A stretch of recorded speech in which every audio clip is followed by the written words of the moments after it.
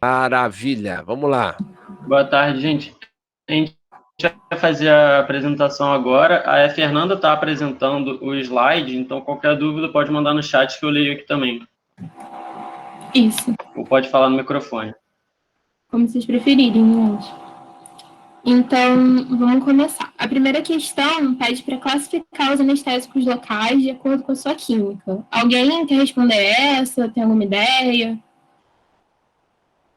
Se não quiserem, também tudo bem, gente. A gente vai explicar tudo.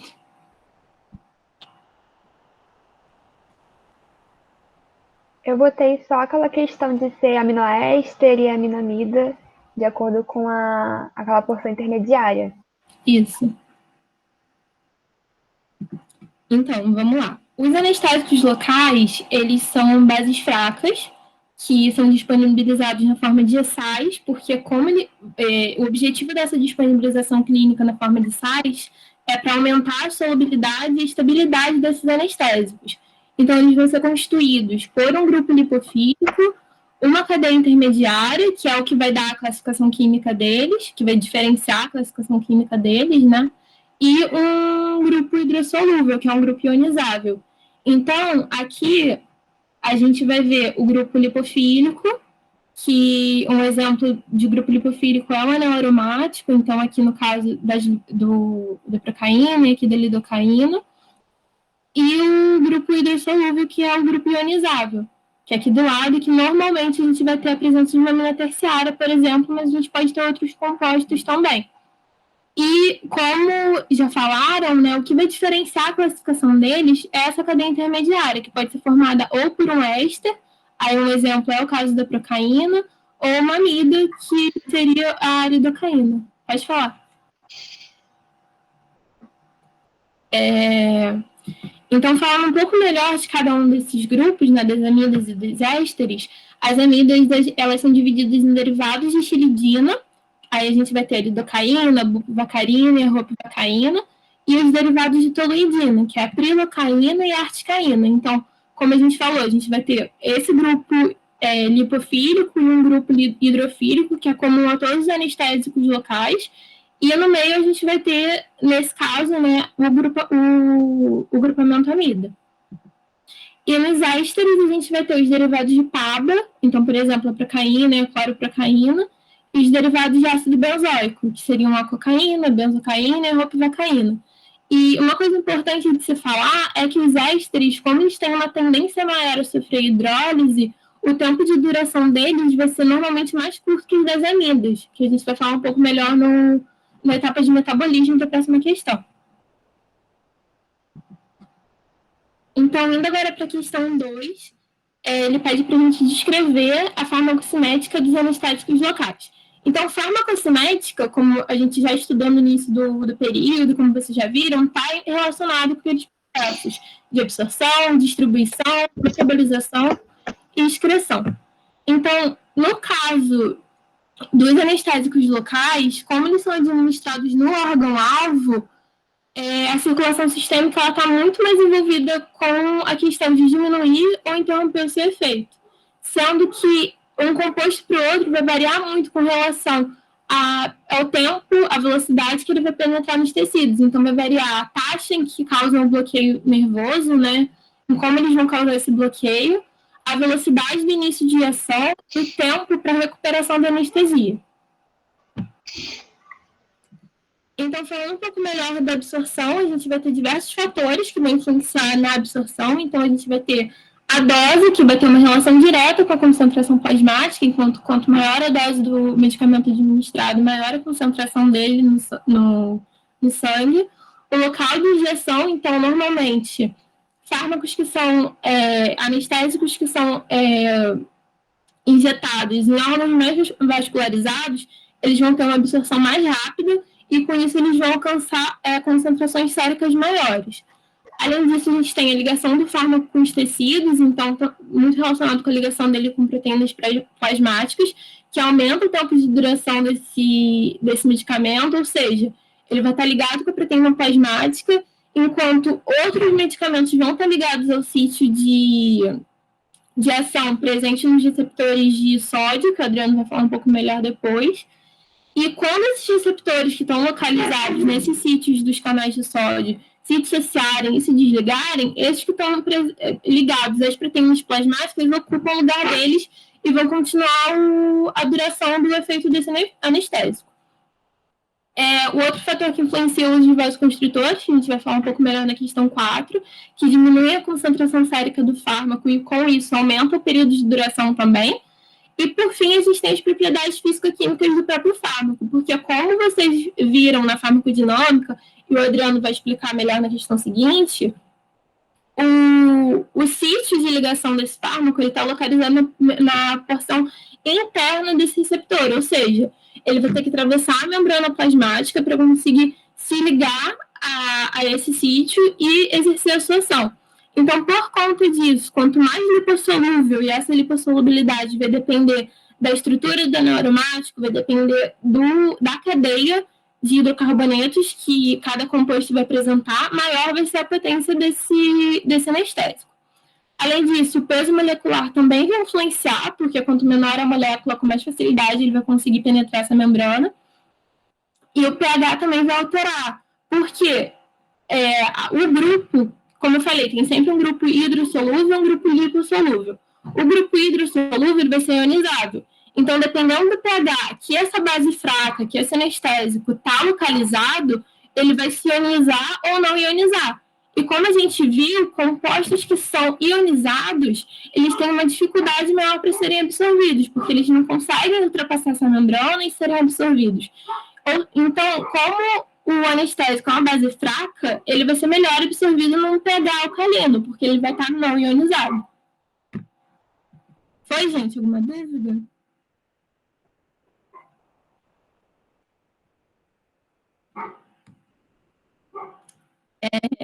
Então, continuando, né, o processo de distribuição, esses anestésicos, eles são aplicados normalmente no próprio órgão-alvo, que a gente quer que ele tenha ação, próximo ao nervo que a gente quer que ele tenha ação. Então, por conta disso, o processo de distribuição ele vai depender muito das características daquele órgão. Então, se a gente tem, por exemplo, anestesia aplicada no espaço subaracnoide, esse anestésico ele é diluído no líquido cérebro espinhal, e a distribuição dele vai depender muito da densidade desse líquido e da posição do paciente, pensando se esse anestésico vai ascender ou descender. Além disso, quando a gente pensa na distribuição sistêmica, a gente tem que lembrar daquela questão dos órgãos mais perfundidos e menos perfundidos, onde os órgãos mais perfundidos, ou seja, que têm mais vasos sanguíneos, têm uma maior irrigação, eles vão ter uma maior velocidade de distribuição.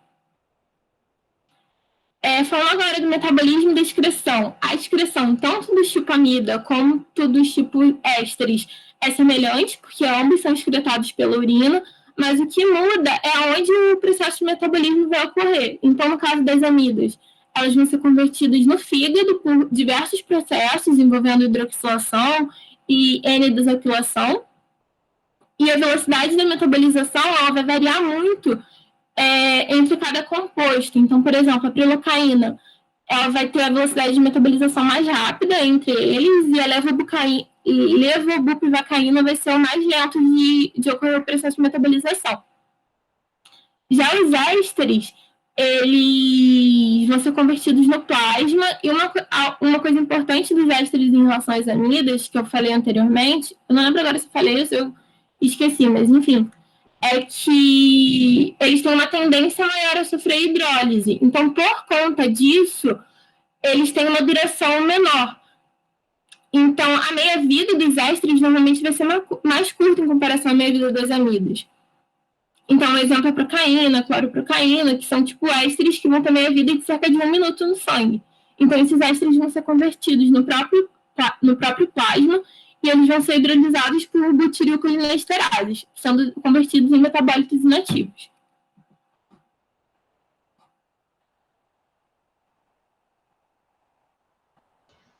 Alguma dúvida sobre essas duas primeiras questões?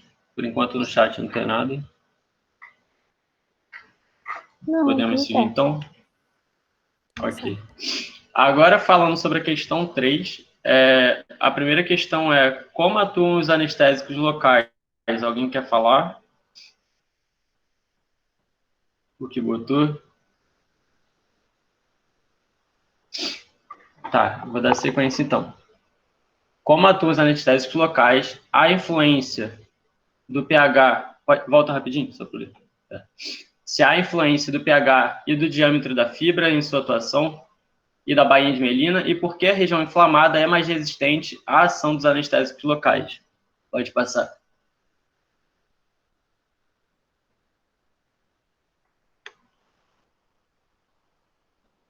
Pode passar o slide, por favor.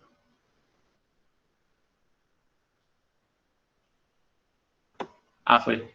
Meu computador está muito lento. Ih, passou uma mais. É porque tá devagar, é o de potencial, né? Ah, tá. Ah, tá. Isso. Então, o funcionamento dos anestésicos locais é basicamente por um bloqueio na passagem desse potencial de ação. Assim como a Fernanda falou, o anestésico local ele vai bloquear os canais de sódio que são presentes na membrana e, com isso, vai impedir a propagação do impulso nervoso. Só que, para poder explicar isso, eu botei aqui só para fazer uma revisão rápida de como funciona o potencial de ação, só para vocês poderem visualizar melhor de como funciona essa situação de bloqueio.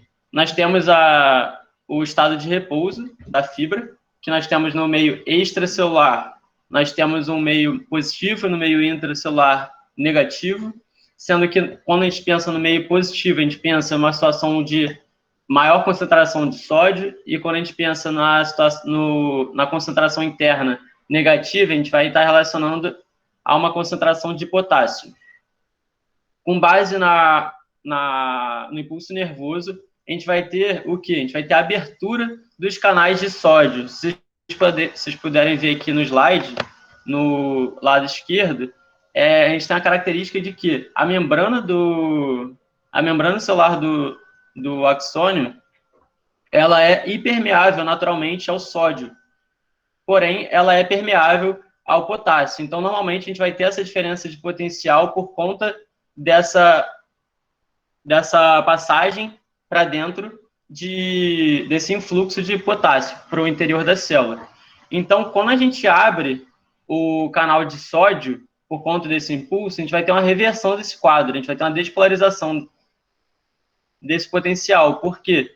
A gente vai permitir que esse íon positivo, essa massa iônica positiva, entre no axônio e, com isso, faça toda a troca de potencial. Vai ter essa inversão, vai ter essa despolarização. Ou seja, o que antes estava positivo vai ficar negativo e o que antes estava negativo vai ficar positivo. E, com base nisso, vai ocorrer a propagação para frente desse impulso, e depois desse impulso propagado, vai ocorrer a reversão do quadro por conta da ação da bomba de sódio potássio ATPase, que vai ativamente fazer a reversão desse potencial, voltando para o estado natural, que, novamente, nessa situação, a gente tem um quadro de permeabilidade de sódio, nesse caso. Aí pode passar, por favor. Aí agora, falando especificamente sobre o canal de sódio, que é o que vai ser o principal nesse processo de transmissão do impulso nervoso, como a Fernanda mesmo falou, os anestésicos locais, eles têm a característica de serem bases fracas, e eles são caracteristicamente lipossolúveis, ou seja, eles estão na sua forma não ionizada, eles vão ter uma facilidade maior de passar pela dupla camada, pela dupla membrana fosfolipídica. E, com isso, vai poder ter sua atuação. Só que a gente tem que lembrar que a gente tem um equilíbrio entre a sua forma iônica e não na sua forma ionizada e na sua forma não ionizada, tanto internamente quanto externamente. E, com isso, nós vamos precisar que ele esteja na forma não ionizada para poder atravessar, e quando ele atravessa, a gente vai precisar que ele participe, que ele realize novamente esse equilíbrio e desloque para a forma ionizada, que essa forma ionizada é a forma mais ativa, é a forma que realmente vai atuar sobre o canal de sódio. E falando sobre uma característica muito importante desse canal, e com base na ação do anestésico, a gente tem que o canal ele basicamente só é inibido quando o canal ele está aberto ou inativado, ou seja, antes desse período de repolarização. Ou seja, eu preciso primeiro essa ativação do canal, ou seja, a gente pode dizer que ele é regulado por voltagem, porque a gente precisa que ele primeiro seja ativado.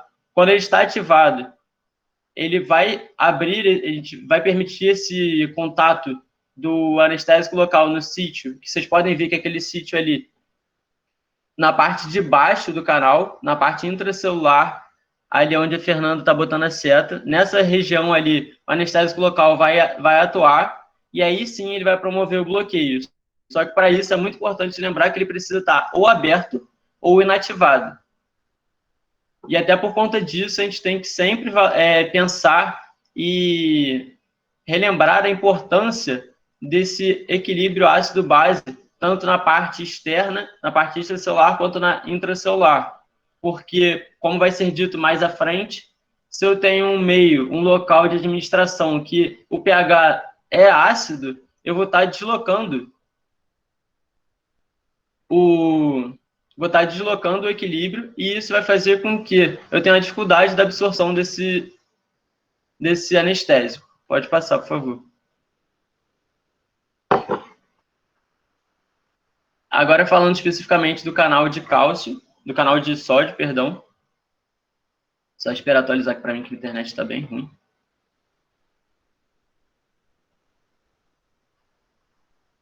Aqui.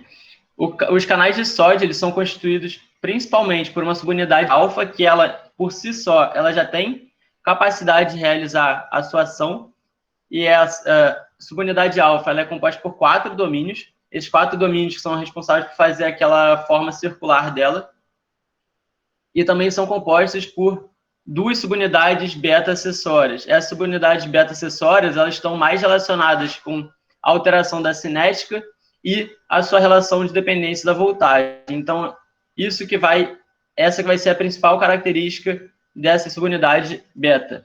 E também, recentemente, com base em estudos, foram classificados 9 membros como vocês podem ver ali, NA, V 1.1 até 1.9.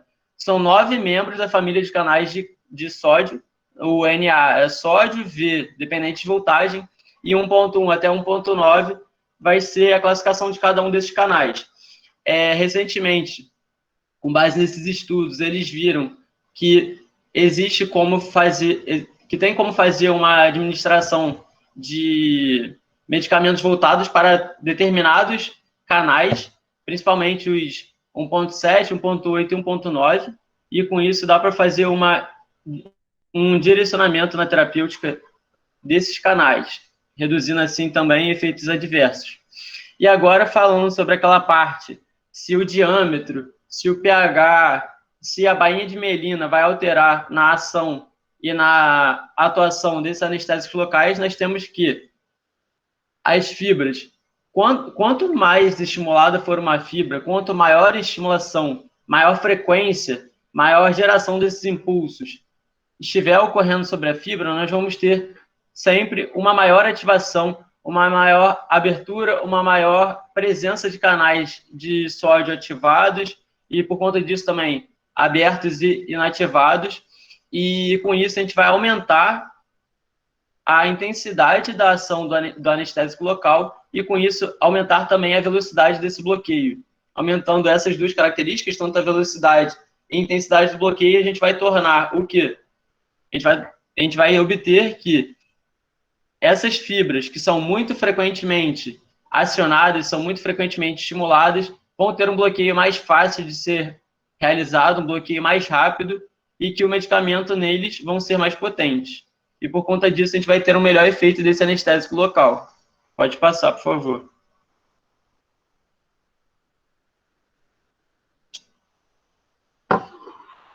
Nós temos que o primeiro mecanismo de ação sim, esse bloqueio do canal de sódio por conta dessa ligação do anestésico local a esse sítio interno, desse sítio intracelular presente no próprio canal, e nós também temos essa teoria da expansão da membrana celular.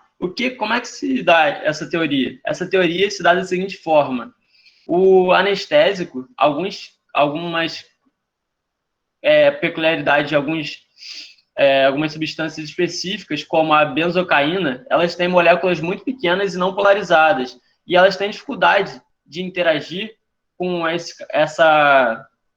esse sítio do canal de sódio, e também, quando a gente administra, ele vai se alojar na membrana plasmática da célula, e com isso, o que ele vai fazer? Ele vai promover uma expansão, literalmente uma expansão física dessa membrana, o que vai fazer uma obstrução desse canal. Não por conta desse anestésico estar alocado nesse sítio interno do canal, mas sim por conta dessa expansão que vocês podem ver ali na imagem. Nós temos aqui uma fração da membrana, aqui a outra membrana, e aqui no meio o canal.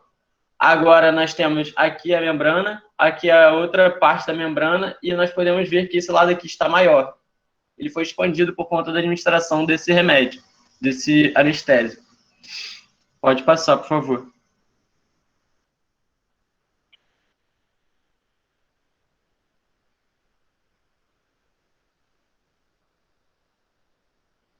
Aí foi só uma curiosidade que eu achei interessante no Katsumbi, que muitas pessoas sabem que o baiacu é um peixe que tem um veneno muito perigoso, muito importante, e o efeito desse veneno é só de similaridade ao anestésico local, ou seja, por isso que quando o pessoal pesca baiacu tem que saber fazer muito bem, cortar muito bem, saber separar muito bem, porque a pessoa pode ser intoxicada com esse análogo de um anestésico local. E aí eu botei só o contraponto que eu achei interessante do próprio Katsumbi, em comparação com o escorpião, que tem um efeito exatamente oposto. Ele vai hiperestimular esse influxo do canal de cálcio. Pode passar, por favor.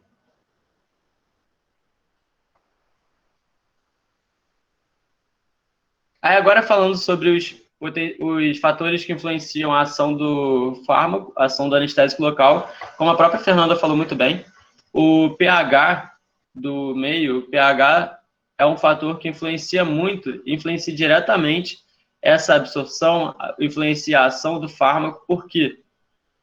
Porque, como a própria Fernanda falou também, os anestésicos locais são bases fracas. Sendo bases fracas, eles possuem um pKa em torno de 8,5 e 9. pKa é aquela fração do quanto ele se dissocia e do quanto ele está na sua forma não ionizada, 50% para 50%. E com base nisso, a gente tem que valorizar e ressaltar esse equilíbrio químico, tanto externamente, extracelular, quanto intracelular, que nós vamos obter, e vai direcionar a sua absorção, porque ele não pode estar ionizado para ser absorvido, porque senão ele não vai ultrapassar a barreira, a membrana plasmática.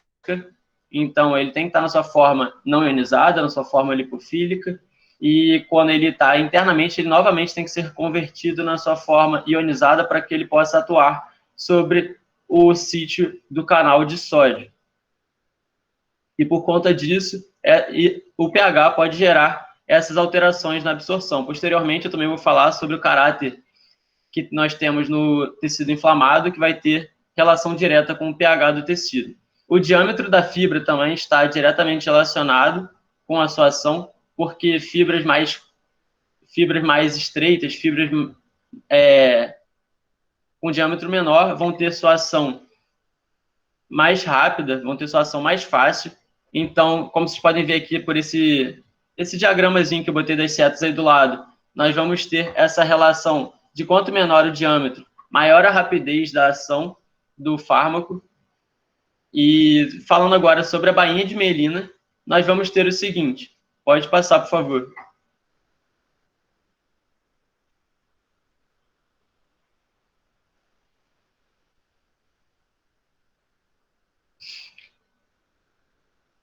Agora, nós vamos especificar, o impulso nervoso, quando ele é realizado em uma fibra nervosa que não possui bainha de melina, ela acontece como? Acontece aqui, daqui, vai concomitantemente, assim, seguindo. Ela segue esse fluxo, essa direção do impulso. No caso da fibra que tem presença de bainha de melina, ela não vai fazer essa troca, essa abertura de canais e influxo e fluxo de íons por ela toda. Ela vai fazer o quê? Essa troca de íons vai ocorrer só no nodo de Ranvier, que é o quê? É o sítio que não está a bainha de melina. Nós temos a bainha de melina, aí o nó de Ranvier. Aí nós temos a bainha de melina e o nó de Ranvier e assim por diante. Então, esse influxo e efluxo de íons vai ocorrer só nesse nodo. E por conta disso, com base nesse salto que nós temos do impulso chamado saltatório, nós vamos ter o quê? Uma perda desse potencial. E por conta dessa perda desse potencial do impulso nervoso, nós vamos ter uma diminuição dessa força do impulso, por mais que ocorra mais rápido, e essa perda desse potencial vai facilitar o bloqueio, porque vai ter, digamos que, menos força. Então, por conta disso, o impulso nervoso é mais facilmente bloqueado por anestésicos locais em situação de presença de bainha de melina. Aí pode passar, por favor.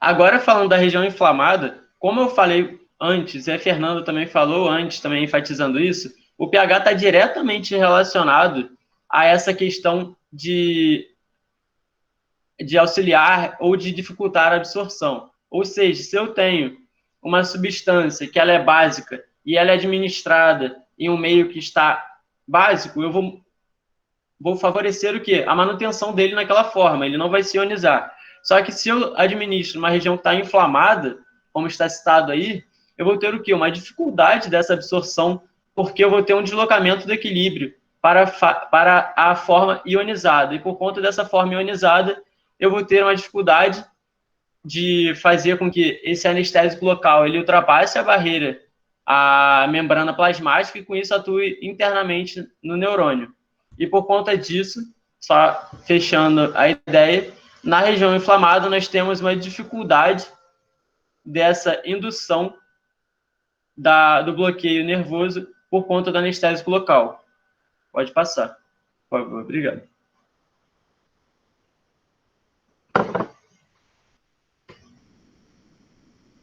Ficou alguma dúvida aí, gente, nessa parte que eu expliquei? Não tem nada no chat?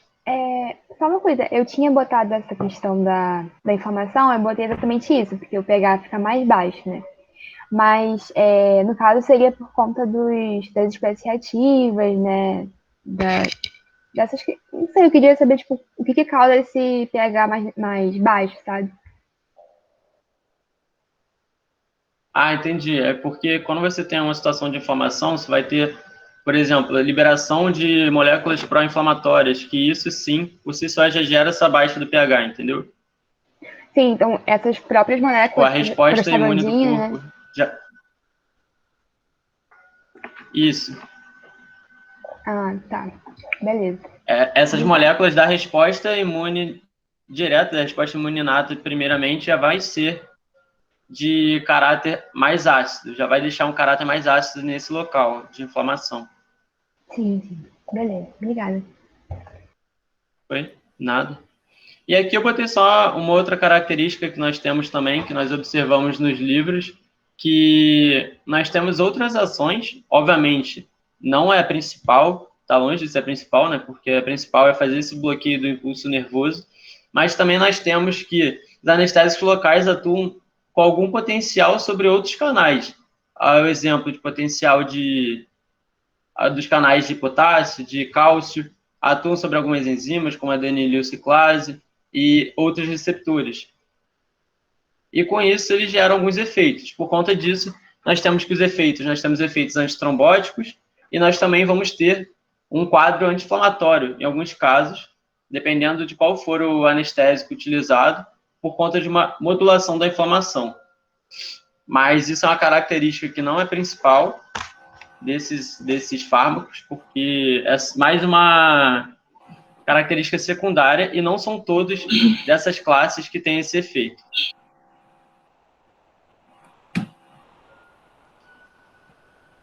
Pode passar. Então, gente, agora vamos para a questão 4. E nela, como podemos prolongar a atividade dos anestésicos locais? Qual seria a alternativa que a gente tem, gente? Administrar junto com um vasoconstritor, né? Isso. Então, quando a gente quer aumentar a duração desse anestésico, a gente pode adicionar ele juntamente ao vasoconstritor. Normalmente é administrada adrenalina, também chamada de epinefrina, que vai ter essa ação vasoconstritora pela ligação com os receptores alfa-1, mas também pode ser administrada, por exemplo, a falipressina, que é um análogo da vasopressina com a duração mais curta, né? Então, mas como que esses vasoconstritores eles vão atuar e como que eles vão fazer esse aumento do tempo da duração? Eles diminuem a velocidade de absorção e de difusão do anestésico local, ou seja, vai estar diminuindo a concentração dele no plasma, a concentração dele no sangue, e por conta disso, como ele está diminuindo a concentração desse medicamento na circulação sistêmica, né, a gente vai ter uma minimização da toxicidade sistêmica, que o Adriano vai falar na próxima questão sobre os efeitos adversos melhor, e a gente vai ter um aumento do tempo de duração, porque ele vai ser sendo absorvido e sendo distribuído mais lentamente. Aí, o segundo ponto da questão é sobre os efeitos adversos da administração de adrenalina. Se tem algum risco de administrar ela junto com anestésico, a gente pode ter que sim. Essa adrenalina ela pode gerar um aumento de chances de ter uma neurotoxicidade, principalmente se a gente faz um bloqueio nervoso periférico ou se a gente administra uma anestesia espinhal. Além disso, a gente também vai ter efeitos cardiovasculares indesejáveis pelo efeito da adrenalina em beta-1, então a gente pode ter taquicardia e vasoconstrição. E, além disso, a adrenalina ela não deve ser administrada em extremidades, quando a gente quer, por exemplo, fazer um bloqueio digital. Por quê? Essa vasoconstrição de regiões que não tem um fluxo sanguíneo colateral adequado, ou seja, um vaso vai estar com uma vasoconstrição, mas mesmo assim ele vai conseguir ser irrigado pelo fluxo colateral. Em regiões onde esse fluxo sanguíneo colateral não é adequado, como, por exemplo, os dedos, a gente pode ocorrer cianose e falta de perfusão daquele tecido.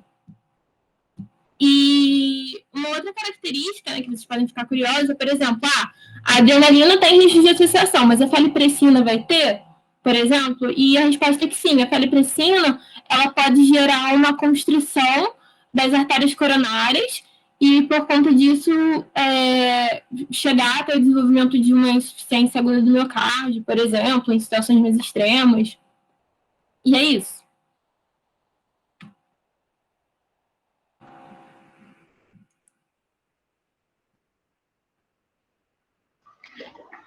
Teve uma dúvida aqui no chat, eu vou ler rapidinho para você.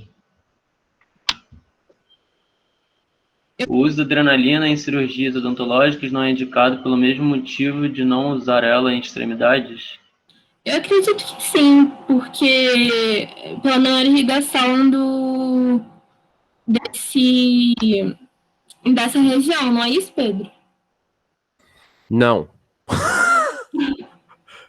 Não, odontológico pode usar. Geralmente usa adrenalina. A área ali não é extremidade. Extremidade é dedo, orelha. Isso é extremidade. E aí, por causa da capilaridade, se você fizer constritor, o gato ou o cachorro mordeu o seu dedo, dilacerou um pedaço. Você precisa fazer uma anestesia local para limpar a região e dar ponto. Você tem duas opções. Quer perder o dedo? Faz com vasoconstritor, a ponta ali, onde você sofreu. Quer manter aquela região? Não faz com vasoconstritor, faz só o anestésico local. Sacou? O dente não, o dente faz, geralmente faz. Ou adrenalina, ou mesmo fenilefrina, vai fazer com um desses, tá bom? Mais alguma dúvida, gente? Entendeu, Bárbara? Até porque não é bloqueio, não vai ser um bloqueio específico de um plexo nervoso, vai ser de uma região, né?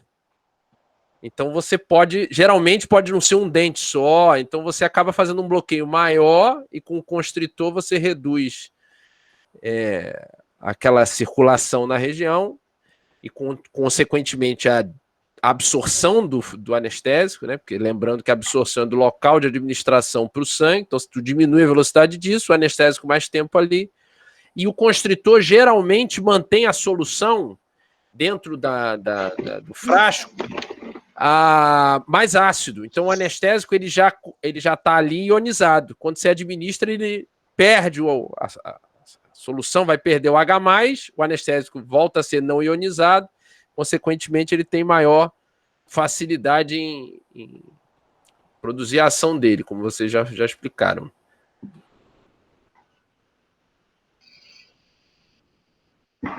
Vou dar sequência agora. A quinta questão é descrever os principais tipos de anestesia local e os principais efeitos adversos dessa anestesia local. Alguém quer falar o que botou? Quais os principais tipos que vocês botaram? Os principais efeitos adversos vocês botaram?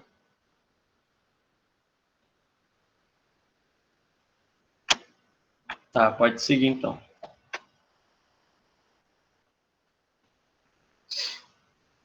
Os principais tipos de anestesia local, nós temos uso tópico, infiltração, bloqueio de nervos e plexos nervosos e o espinal e o peridural. O tópico, nós vamos ter um amplo espectro de como utilizar, pode ser o colírio anestésico, preparação em gel para o trato gastrointestinal, spray para orofaringe, mucosa traqueal. A infiltração, ela pode ser em diversos sítios corporais, muito utilizada em procedimentos odontológicos, que seria esse caso aí que a Bárbara perguntou. Aí nós temos também o bloqueio de plexos nervosos, que é uma injeção próxima a plexos, ou seja, eu vou mostrar uma foto depois, tem na região próxima ao ombro, que tem o plexo braquial, que nós vamos fazer esse bloqueio bem ali na inserção do plexo, e com isso a gente vai bloquear todo o membro superior do lado do bloqueio. Também temos esse espinal e o peridural, que nós vamos diferenciar também quanto à localização e aonde é inserido o anestésico local, nesse caso. Pode passar, por favor. Falando da infiltração, nós temos dois problemas, duas questões que dificultam a sua administração, que é que não respeita o trajeto dos nervos, que até tem a ver com isso que o Pedro falou, que tipo pode acabar fazendo um bloqueio maior do que se queria. Por exemplo, se eu queria fazer só, criando uma situação hipotética, só de um dente, vou acabar fazendo de uma região maior e é limitado a pequenas áreas. Tipo, nós não utilizamos a infiltração para fazer um bloqueio maior. Aí eu botei duas situações, que seria o procedimento odontológico e o outro é alguma infiltração em alguma região específica que eu não consigo identificar nesse local aí. Mas pode passar, por favor.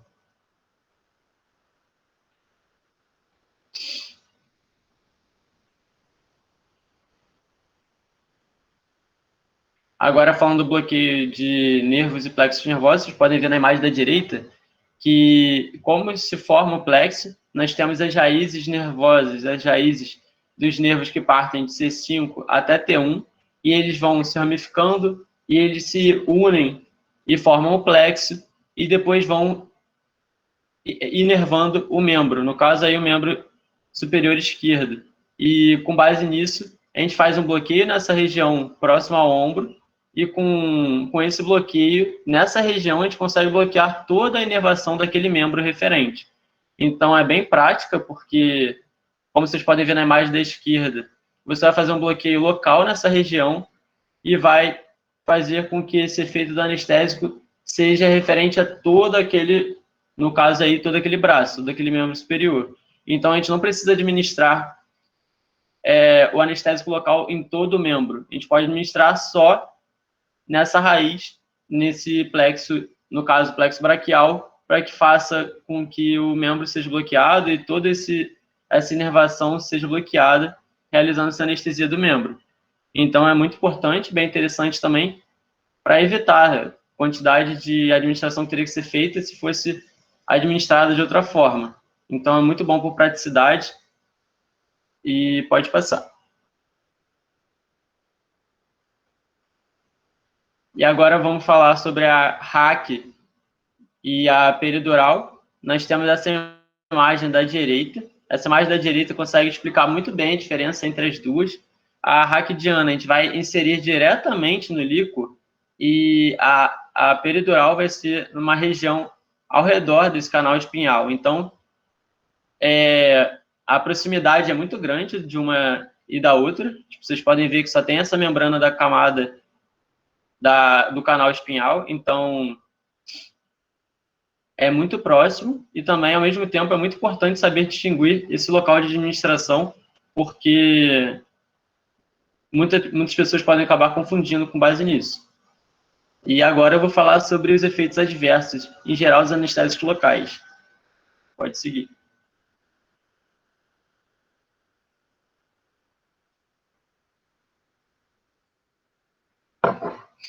Os efeitos adversos, eu botei essa concentração versus velocidade, porque está completamente relacionado a essa relação. Por quê? Porque essa concentração, por exemplo, se eu dou uma concentração um pouco maior do que o ideal, obviamente eu vou ter uma margem maior de efeitos adversos, porque nós trabalhamos com medicamentos que o ideal é que se utilize sempre o mínimo necessário, porque são medicamentos muito fortes, e também a velocidade com que ele é administrado é muito importante, porque se eu administrar nem que seja uma dose muito elevada, mas que seja de uma forma muito rápida, a forma que eu vou administrar esse medicamento, eu posso potencializar esses efeitos adversos. E eu botei aqui embaixo um panorama de um quadro grave de intoxicação que eu observei no Katsung, que ele fala sobre como seria um quadro que o paciente é internado por intoxicação de anestésico local. A gente depende de um pronto atendimento que atenda desses seguintes requisitos, que tem medidas vigorosas de ventilação, oxigenação, suporte cardiovascular e correção de acidose. Essa correção de acidose é muito importante, vale se ressaltar e dar enfoque nisso, porque lembrando que eu tenho um quadro de intoxicação por um anestésico local e ele é um medicamento de caráter básico, e eu tenho um local que está com acidose, eu vou ter o quê? Deslocamento e concentração desse medicamento naquele local que o pH está mais baixo, por conta da diferença de pH. Porque se eu tenho o pH mais baixo aqui, eu vou estar induzindo, vou estar meio que atraindo esse medicamento para esse local e vai fazer com que esse medicamento seja concentrado nesse local. Por conta disso, e também seria necessária essa oxigenação e essa ventilação concomitante. Por quê? Porque quando eu tenho um quadro de intoxicação por anestésico local, eu vou ter um grande aumento do consumo de oxigênio por aumento da atividade daquele local. E com base nisso, eu vou precisar estar dando mais oxigênio, nutrindo mais aquele local com mais oxigênio para evitar uma hipóxia e evitar e corrigir também esse quadro que eu já falei de correção da acidose. Quer dizer, esse quadro de acidose, no caso. E ao longo dos últimos 40 anos, nós tivemos uma redução muito grande, muito significativa, de 0,2% para 0,01% de intoxicação, dessa incidência de toxicidade sistêmica pelos anestésicos locais, por conta de melhorias, tanto nos medicamentos utilizados, administrados, quanto também nas técnicas que reduzem essa possível intoxicação. Porque, por exemplo, se eu administro o medicamento erroneamente num vaso sanguíneo, e esse medicamento não era para ser administrado em vaso sanguíneo, eu vou ter uma problemática de difusão sistêmica, que não é o ideal, o OST, obviamente. Pode passar, por favor. Agora, falando especificamente sobre os efeitos adversos em cada sistema corporal, eu vou começar pelo sistema nervoso central. Só esperar atualizar aqui. No sistema nervoso central, nós temos que lembrar de uma coisa. Nós vamos ter duas vias principais. Vou falar aqui assim, nós temos uma via estimulatória e uma via inibitória. A partir do momento que a gente tem a ação do anestésico local no sistema nervoso central, eu vou ter o quê? Vou ter uma diminuição, uma certa inibição dessas duas vias. Só que o quê? Uma ação que estava aqui, desse controle, dessas vias estimulatórias e inibitórias, estavam nesse nível. A partir do momento que eu administro anestésico local, eu vou ter uma diminuição, só que essa diminuição vai ser mais seletiva ainda na via inibitória, ou seja, aquilo que estava se contrapondo, aquilo que estava se nivelando, vai descer mais ainda. E por conta disso, eu vou ter o quê? Uma sobreposição da via estimulatória, por mais que eu tenha uma diminuição das duas. Eu sei que é meio confuso, só que isso é importante para evidenciar esse cenário que, entre aspas, como podemos dizer que é diverso e complexo, porque a partir do momento que eu administro o anestésico local, eu vou imaginar o quê? Que tudo vai ser reduzido, vai ser bloqueado, vai desestimular e tal. Só que nós vamos ter um quadro de inibição dessa via inibitória. E com base nessa inibição dessa via inibitória, a gente vai ter uma sobreposição dessa via estimulatória. E por conta dessa sobreposição da via estimulatória, a gente vai ter quadros de inquietação, tremor, podendo culminar até em convulsões. E por conta disso, nós temos que ficar bem atentos nesse quadro, porque tem que ser revertido esse quadro de convulsão muito rápido. E, em último caso, pode culminar na depressão, que desencadearia uma morte por insuficiência respiratória. E até por conta disso, como eu falei no outro slide, deve-se controlar a acidose e oxigenar o tecido cerebral para evitar esse quadro de desnivelamento, digamos, dessas vias estimulatórias e inibitórias. Aí, falando agora do efeito no sistema cardiovascular, nós temos uma alteração da frequência cardíaca e uma acidose. E essa frequência cardíaca é muito importante porque quando a gente para pensar nos medicamentos, tem alguns anestésicos locais que eles vão ter sua ação deletéria no sistema cardiovascular quando eu tenho uma frequência cardíaca acima de 150 batimentos por minuto, e outros vão ter uma ação independente dessa frequência cardíaca. Ou seja, eu posso ter um batimento cardíaco fisiológico entre 60 e 100 e ter esse efeito deletério que, como vocês podem ver ali no final do efeito do sistema cardiovascular, nós vamos ter essa diferença com base no medicamento, porque essa bupivacaína e a lidocaína, elas têm uma diferença de toxicidade no sistema nervoso central de 4 vezes.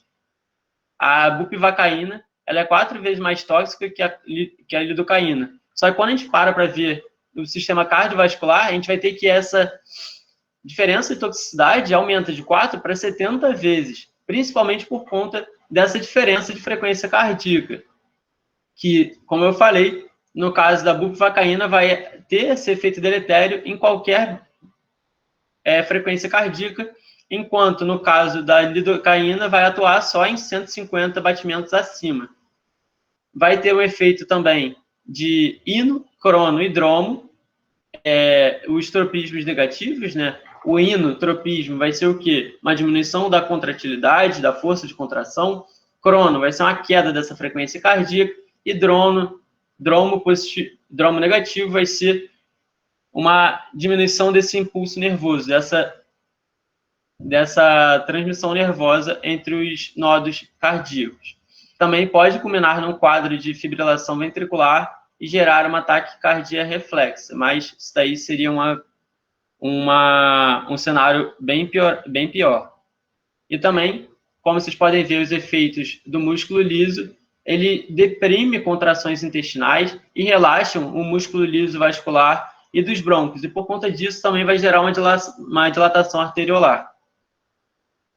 E agora, falando sobre os efeitos na junção neuromuscular e sinapse ganglionar, vai ter um bloqueio de receptores nicotínicos da acetilcolina, e isso gera um bloqueio à resposta de estimulação dos músculos esqueléticos e gânglios autônomos.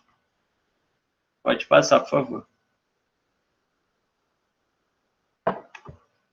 Agora, para fechar os efeitos adversos, nós temos quadros alérgicos, principalmente nos ésteres, que são dos ácidos para-aminobenzênicos, e também menos, só que existe, então precisa ser dito, nas aminas do tipo metilparabeno. Agora, falando sobre o outro efeito adverso que nós temos também na administração desse anestésico local por via sistêmica, e que é muito problemático, é essa metemoglobinemia, que é o quê? A gente vai ter uma conversão das espécies ferro que estão presentes nas hemácias de F2+, que vai ser reduzido para o estado férrico, que é F3+. E isso vai configurar um quadro muito problemático e muito complicado, que vai reduzir a condução e transporte de oxigênio por essas hemácias. Ou seja, esse quadro é um quadro muito complicado e que pode gerar também, culminar no óbito do paciente. E por conta disso, deve ser analisado rapidamente e rapidamente revertido.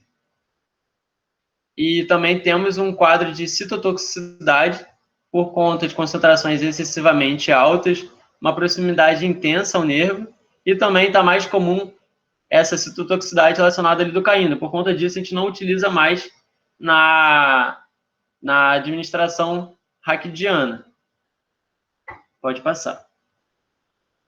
Ficou alguma dúvida nessa questão, gente? Que ela é meio extensa, então qualquer coisa pode falar.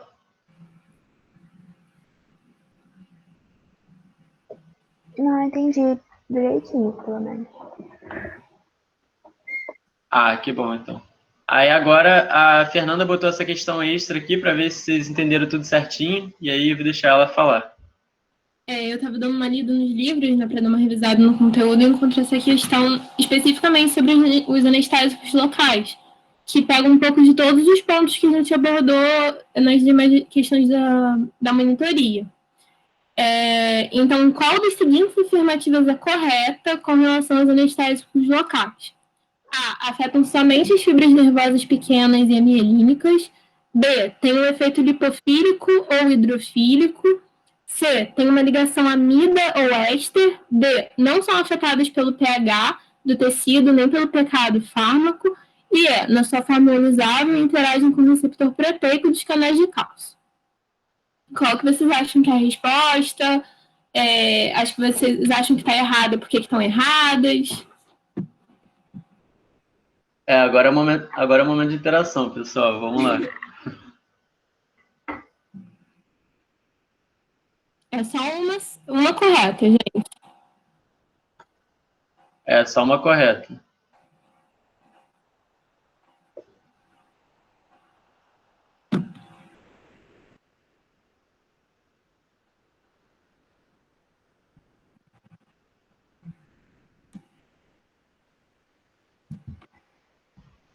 Tô em dúvida agora. Botaram porque... no chat aqui letra E, vou esperar. Fala. Oi, perdão, pode falar. Não, porque pra mim parece ter mais de uma, mas pelo visto não. É tudo esperado. Então, é porque algumas têm uma pegadinha, então tem que... Ai, meu pai. Então tem que ficar bem atento. Tem pequenos detalhes que tornam a questão errada.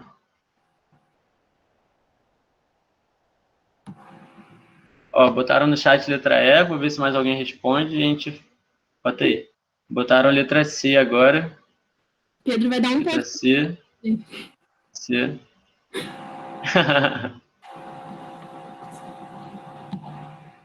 Ó, estão botando letra C agora, Fernanda.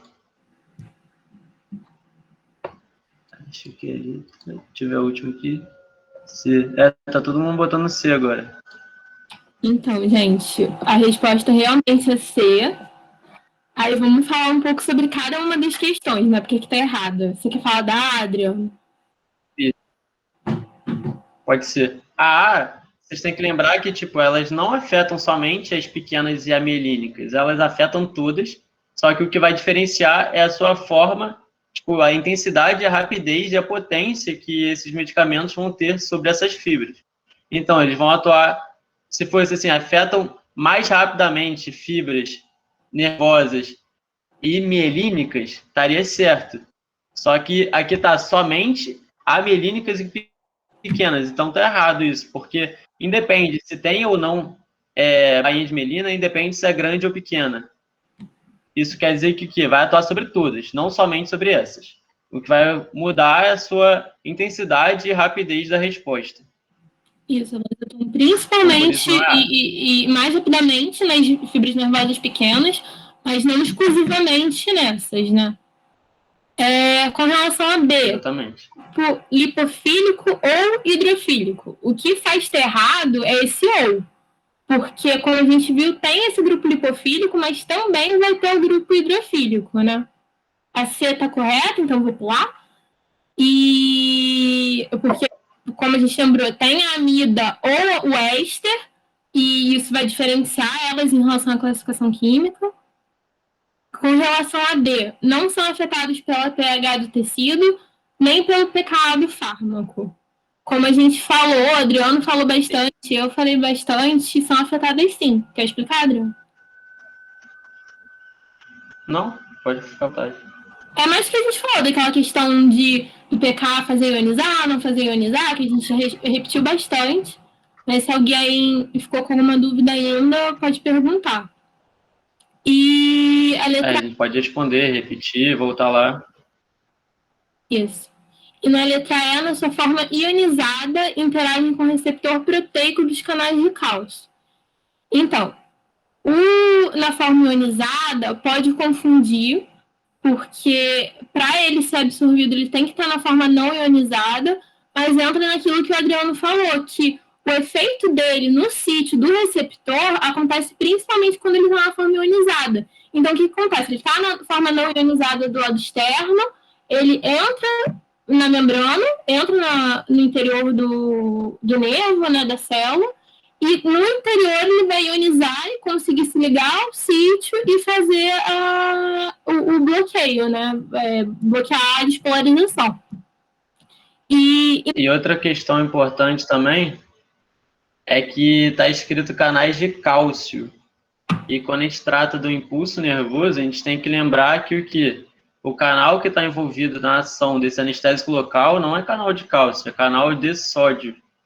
É aquele canal de Na, que eu falei que tem 9 tipos da família. E então, só lembrar disso. No impulso nervoso, a gente tem que lembrar que o impulso se dá pelo influxo no neurônio, influxo de cálcio, por esse canal que vai ser bloqueado pelo anestésico local, e o efluxo de potássio. E depois vai ser revertido esse panorama de concentração extracelular e intracelular por conta da ação da sódio-potássio ATPase. Então, aqui tem que lembrar exatamente isso que a Fernanda falou, que tipo, ele tem que estar na forma não ionizada para poder entrar, e aí sim ele vai ser convertido na forma ionizada e ele vai atuar nesse receptor proteico do canal de sódio. E isso dele ser convertido na forma não ionizada, né, no interior da célula, também evita com que ele volte a sair. Vocês lembram disso? Porque agora ele vai estar ionizado e com isso ele não vai conseguir sair da membrana e voltar pro meio externo. Entenderam, gente? Entendeu, Amanda, as pegadinhas? Sim, não, também tinha lido o ou ali em cima. Depois é sempre assim, o ou somente apenas, aí pega a gente. Sim, valeu. Então é isso, gente. Deixa eu complementar aí eu tinha dito que no presencial eu fazia parte anestésico geral. Não vai ser cobrado na prova de vocês anestesia geral. Mas eu vou complementar essa excelente explanação, tanto da Fernanda e do Adriano, e da aula que vocês já viram lá, minha de anestésico local. Vou fazer rapidinho uma breve exposição de anestésico geral aqui para vocês. Na verdade, o que a gente está explicando para vocês são técnicas anestésicas. Essa aula, basicamente, ela é focada na técnica de anestesia local, que vai encarar ali mais procedimentos ambulatoriais, de infiltração local, né? Eles colocaram na apresentação deles uma segunda técnica, que foi de bloqueio regional, que eles expuseram a RAC e a peridural, Então aí você vai bloquear plexos nervosos periféricos ou plexos nervosos, por assim dizer, tanto com a aplicação, como eles explicaram, no espaço subaracnoide, quanto com a aplicação no espaço anterior, né, epidural. E por último, a gente tem uma técnica que é a da anestesia geral, por assim dizer, né? Vou mostrar aqui para vocês rapidinho, para vocês não perderem esse conhecimento. A anestesia geral, ela tem... tá dando para ver? Tá todo mundo vendo aí? Ela tem como... Tá, beleza. Ela tem como objetivos... Show de bola. Ela tem como objetivos produzir inconsciência, então um estado hipnótico, que é de uma inconsciência. A sedação é um estado anterior, tá? Mas muitas das drogas podem sedar também, isso vai variar de dosagem. Um estado de analgesia, onde a gente quer bloquear aquelas vias relacionadas ao estímulo doloroso, fala espinotalâmica, né, o espinotalâmico, que vocês estudam na fisiologia 2, no caso da biomedicina, com bloqueio aí de reflexos e um relaxamento muscular. Então, para isso, vai entrar a classe dos bloqueadores neuromusculares. Em geral, quer dizer, a gente pode fazer isso, esses mecanismos da anestesia geral, ela vai acontecer em diversos pontos. Em geral, de forma no neurônio pré-sináptico, atuando com a diminuição da entrada de cálcio na célula. Então, de certa forma, bloqueando canais de cálcio para impedir que o cálcio entre. Se o cálcio não entra no neurônio pré-sináptico, o que acontece? Consequentemente, você tem menor liberação de transmissor. E se eu estiver pensando em transmissor excitatório, isso é favorável. O que mais? Eu posso e vou ter substâncias que vão atuar em canais de cloro, no caso GABAérgico, né? Vou ter aqui agonistas GABAérgicos. Entrando cloro na célula, eu hiperpolarizo essa célula e, consequentemente, eu diminuo o disparo elétrico, estimulatório e, consequentemente, por exemplo, numa via da dor, isso é interessante, analgesia. Ou mesmo atuando em abertura de canais de potássio. Eu amplio a abertura de canais de potássio, quando sai potássio, eu aí tenho um efeito inibitório também sobre esse estímulo, né? Essa condução, o estímulo de condução nervosa. Tá? E aqui embaixo é relacionando a anestesia local, que eles acabaram de falar, que são os canais de sódio, por maneira geral. Os anestésicos locais, então, para induzir essa anestesia local, eu preciso dos 3 eixos. Quais são os 3 eixos? Eu preciso produzir inconsciência. Dentro dessa inconsciência, eu preciso ter uma hipnose, né? Ou seja, o estado hipnótico de inconsciência, somado, idealmente, a uma amnésia. Eu não quero que o indivíduo relembre de todo o procedimento, da dor, enfim. Analgesia, obviamente. Então, diminuindo a dor, essa estimulação pelas vias dolorosas, a resposta autonômica, reflexo, e um relaxamento muscular, porque se você faz uma inconsciência, obviamente você altera o tônus muscular, né? Então, se você precisa fazer uma intubação, você não conseguiria. Você, para isso, precisa fazer um relaxamento neuromuscular. E aí, a gente divide a anestesia geral basicamente nas 2 classes, os anestésicos inalatórios e intravenosos, e a classe adjuvante, digamos assim, seriam os bloqueadores neuromusculares. Os anestésicos inalatórios, eles, de maneira geral, eles têm a capacidade de produzir as 3 frentes: inconsciência, analgesia e relaxamento muscular. O primeiro deles, ou um dos mais antigos, não o primeiro, mas um dos mais antigos aqui da lista, é o óxido nitroso, mas ele tem baixa potência, duração de ação, então ele não é, assim, a utilidade dele é muito baixa hoje em dia. Halotano é uma substância muito interessante, é muito potente, mas ela tem um uso também restrito, porque ela cursa com um episódio que é conhecido, que eu vou mostrar aqui para vocês, de hipertermia maligna.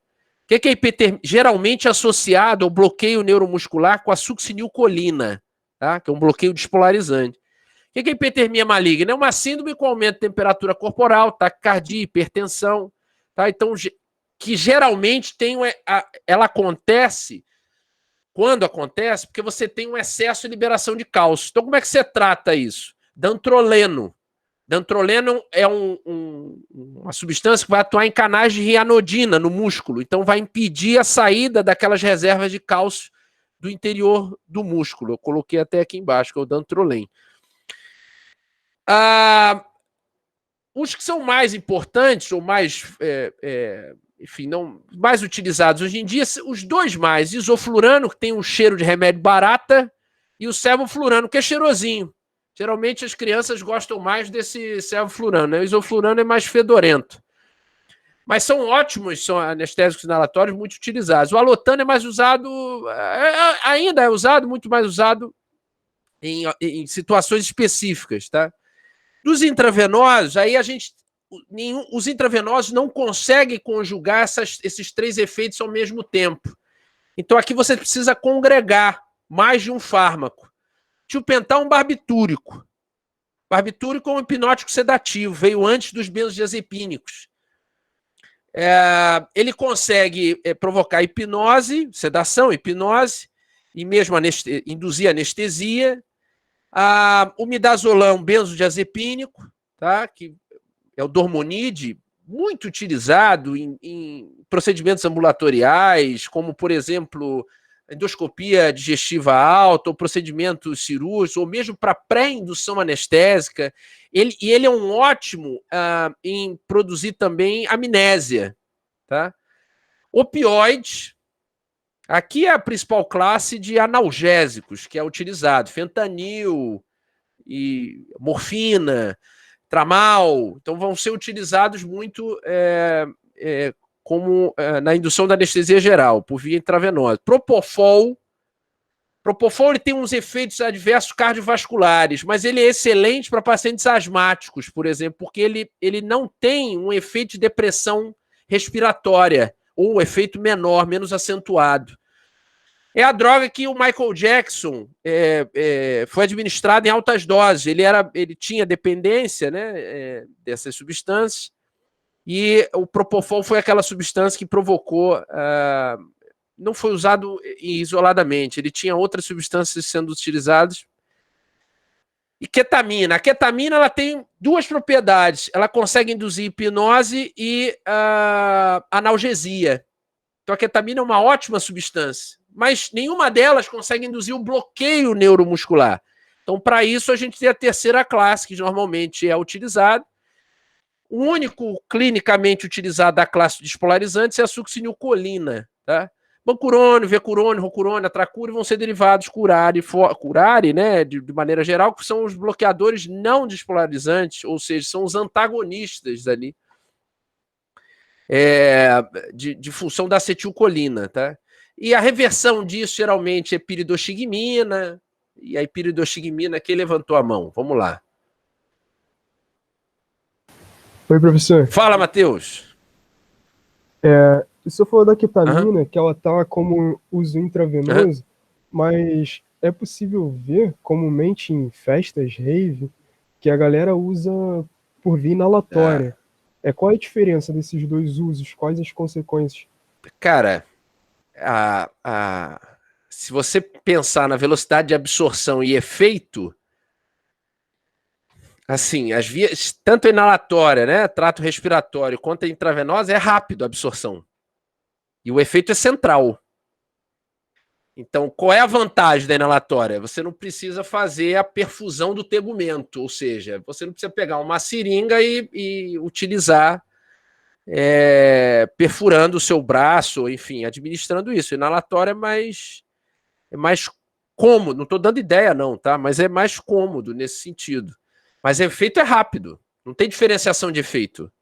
Então é sedação, hipnose com uma analgesia associada ali. Vai depender da dosagem também que vai ser usado, mas a proposta é essa. Entendeu? Tá ok, obrigado, professor. Mais alguém? Alguém perguntou alguma coisa? Eu vi que pareceu um... A Marina falou, ketamina não é para cavalo? Ketamina é uma substância que pode ser utilizada em em procedimentos animais ou animais não humanos ou humanos, né? Então, assim, a ketamina é uma excelente substância. Laboratório pode ser usado em técnica com ratos, coelhos, enfim, ela é uma ótima substância, diga-se de passagem. Propofol também é. Propofol geralmente associado em procedimentos ambulatoriais, pequenos procedimentos, com lidocaína, tá? Geralmente pode associar.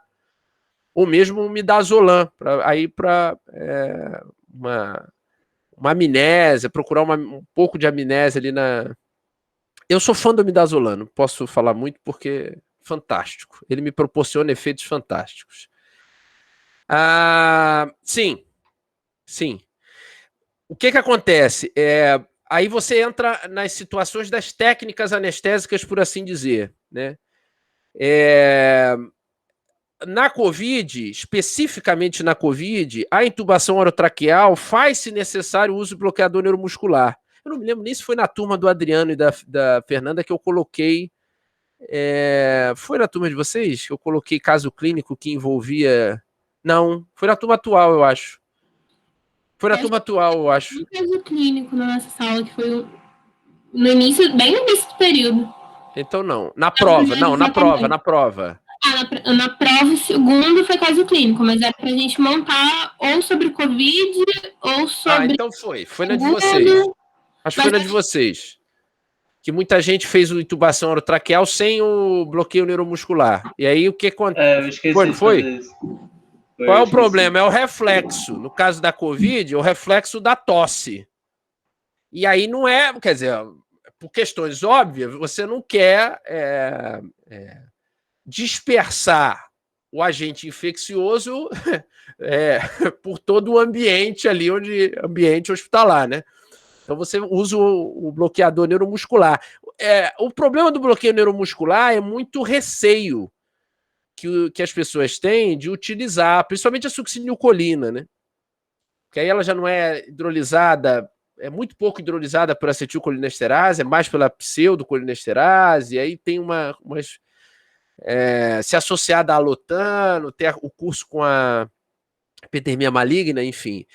Mas na COVID, particularmente, o uso... bom, o ideal é sempre fazer com bloqueio neuromuscular, no caso, mas particularmente na emergência vai fazer bloqueio neuromuscular, porque geralmente o paciente não está em jejum. E se você, por exemplo, se você fizer ventilação, testar uma ventilação mecânica, né, ele pode regurgitar, aspirar, aí complicação por infecção secundária e a coisa vai. Então, bloqueio neuromuscular. O que mais? Isso é só estou fazendo só uma revisãozinha rápida para vocês não perderem esse conteúdo. Mais dúvida nisso? Deixa eu ver se eu ainda tenho... Professor. Fala. Tem mais uma. Fala, Matheus. Curioso. Quais seriam esses efeitos fantásticos do midazolam? Midazolam é espetacular. Bom, midazolam é isso. Ele é um benzo. Ele é sedativo hipnótico e ele produz amnésia. Então, assim, os organismos têm sensibilidade diferente. O efeito é central, né? Benzodiazepínicos atuam como os barbitúricos em canais GABAérgicos do tipo A. Vão fazer potencializar a entrada de cloro, hiperpolarizar a célula e, consequentemente, eles vão produzir os efeitos característicos deles. Dos primeiros aí produzidos, liberados, comercializados, década de 50, 60, né? O Valium, o Librium, que é o cloro diazepóxido. Então, e aí esses mais recentes foram aparecendo. Os organismos são diferentes. Por exemplo, quando eu fiz a minha cirurgia de retirada da vesícula, eu estava conversando com o anestesista, e aí eu falei que era professor de farmacologia, a gente foi brincando, ele foi brincando pra caramba. Ele falou que era a primeira vez dele, que ele estava fazendo administração de anestésico, coisa toda. E aí, quando eu falei assim, o meu organismo é muito sensível a sedativo hipnótico. Imediatamente me induzem a hipnose. Eu não passo nem pela sedação, o meu pula direto. Já vai logo para hipnose. Então, aí ele falou, não, tiro certo. No que ele administrou, rapaz, eu só me lembro dele dizer assim, professor, experimenta isso aqui. Nossa, foi fantástico, cara. fantástico, assim, uma sensação indescritível, indescritível. E na endoscopia, a mesma coisa, né? Mesma coisa. E o que acontece? É a amnésia, porque você volta da consciência, mas o efeito dele, pelo menos no meu organismo, perdura um pouco mais. Perdure que eu não me lembro. É quase um Boa Noite Cinderela. Eu voltei, eu me lembro da minha mulher me contando que eu prendi, tinham 2 senhoras depois da endoscopia, então saí do consultório e tal, fomos pegar o elevador e eu fiquei, 2 senhoras iam entrar, eu fui da gentileza deixá-las entrar, só que eu não saía da porta. Eu não deixava a porta do elevador fechar porque eu fiquei parado ali, ainda meio consciente, inconsciente, a coisa ainda meio... E eu não me lembro disso, eu não me lembro de nada disso, absolutamente, não, porque ele corta totalmente a consolidação de memória, de curta duração, não tem como fazer. Ele vai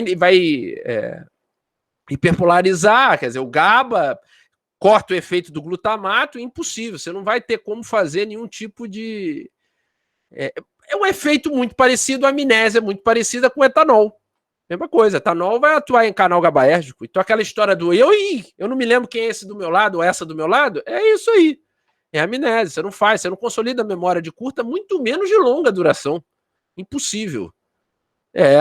Então aquela desculpa de bebi e esqueci, não é desculpa, é fisiologia mesmo. Só para fechar aqui, então, os anestésicos inalatórios, o efeito... A gente consegue um efeito isolado, ou seja, uma substância ela é capaz de produzir os 3 efeitos, só que para isso a gente precisa de doses elevadas e, consequentemente, tem um maior risco, principalmente envolvendo ali o alotano, hipertermia maligna. No caso dos intravenosos, você precisa de um efeito combinado das drogas, analgésicos, sedativo hipnóticos com bloqueador neuromuscular. Então, doses menores com menor risco. E o bloqueio neuromuscular é aquilo, é o relaxamento, que vai estar cursando junto com flacidez, imobilidade, que vão casar junto com os anestésicos intravenosos. Foi?